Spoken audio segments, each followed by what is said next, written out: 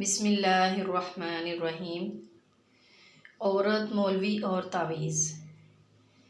एक ख़तून मौलवी साहब के पास गई। मौलवी साहब, कोई ऐसा तावीज़ लिख दें कि मेरे बच्चे रात को भूख से ना रोया करें। मौलवी साहब ने तावीज़ लिख दिया। अगले ही रोज़ किसी ने पैसों से भरा थैला इनके सहन में फेंक दिया।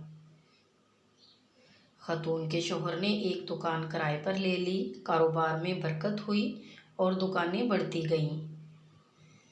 पैसे की रेल पेल हो गई। एक दिन ख़तून की नज़र पुराने संदूक पर पड़ी जिसमें उन्होंने तवीज़ को महफूज रखा था।